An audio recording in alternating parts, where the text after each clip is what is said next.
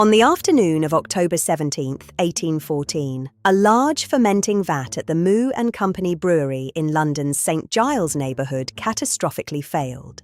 The vat contained over 100,000 gallons of porter. When it collapsed, the force ruptured several other vats. Within minutes, over 300,000 gallons of beer was flooding the streets. The wave was reportedly 15 feet high. It demolished 2 houses, it flooded basements and ground floors, it killed 8 people. This is the London beer flood of 1814. It is a disaster, a tragedy, and one of the strangest events in the history of London, and almost nobody has heard of it. The London beer flood of 1814, an act of God or corporate negligence. To understand why the beer flood was so devastating, you need to understand where it happened. St Giles was one of the most notorious slums in London. It was an area of extreme overcrowding and desperate poverty. Entire families lived in single basement rooms. The streets were narrow and perpetually filthy. William Hogarth had depicted the area in his famous Gin Lane print, a savage satire of Georgian poverty. The neighbourhood was synonymous with destitution.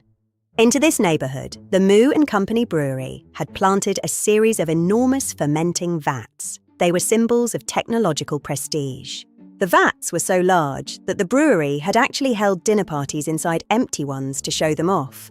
It was considered a great attraction. At around 4 o'clock on October 17th, a worker noticed that one of the large iron hoops holding a vat together had slipped out of position. He reported it. Nothing was done.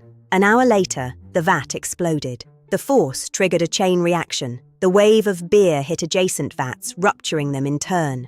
The brewery's back wall was demolished. A torrent of dark porter flooded into the streets of St Giles at 5 in the afternoon. When the neighbourhood was at its most crowded, the wave moved fast. Basements filled within seconds.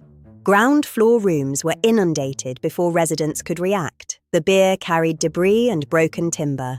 In one house, a family was holding a wake for a 2-year-old child. The flood struck the building, collapsed the wall, and killed several of the mourners. The flood killed 8 people: Hannah Banfield, age 3, Eleanor Cooper, age 4, Sarah Bates, Mary Mulvey, Catherine Butler, Anne Saville, Elizabeth Smith, and Thomas Mulvey. The immediate aftermath was either a humanitarian tragedy or one of the more remarkable impromptu street parties in history. Residents began collecting the beer. Entrepreneurial locals began selling cups of beer scooped from the street. In a part of London with grinding poverty, free beer was not an unambiguous catastrophe.